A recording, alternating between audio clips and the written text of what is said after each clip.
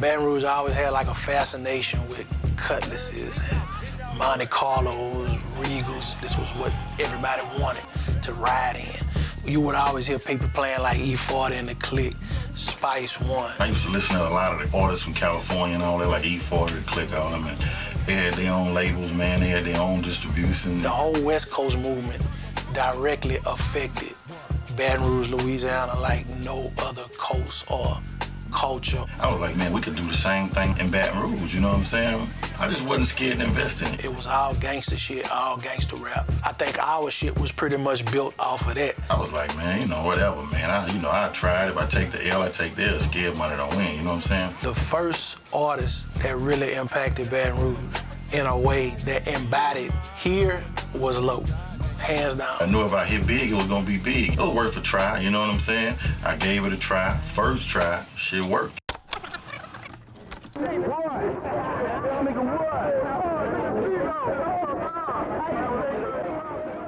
I know they got rappers before Loc, but Loc came and did the shit on a level to where we knew that was like the Baton Rouge hero. That nigga was kicking gangster shit, and that nigga was putting on for us. Me and Young Blee went to middle school together. You know, he always did rap. We was about 11, 12 years old since like Kenilworth Middle.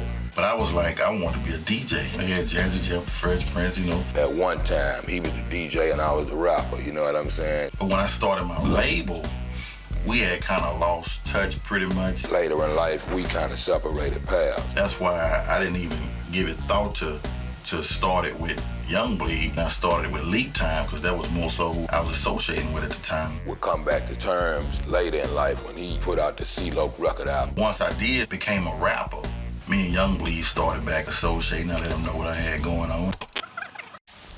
I had a partner named Javon.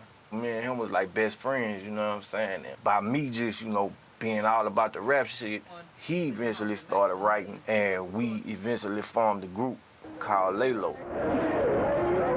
Dudes be rapping. We was doing that before it was cool. We was 14 years old. That's why we the sickest. I was by some of my older cousins, and I had spit some shit for them and fucked them up, you know what I'm saying? They was like, damn, well, we got a partner that we know that rap was Young Blee. He met Young Blee through Max. He had mutual friends and relatives that stayed in the same area as Young Blee.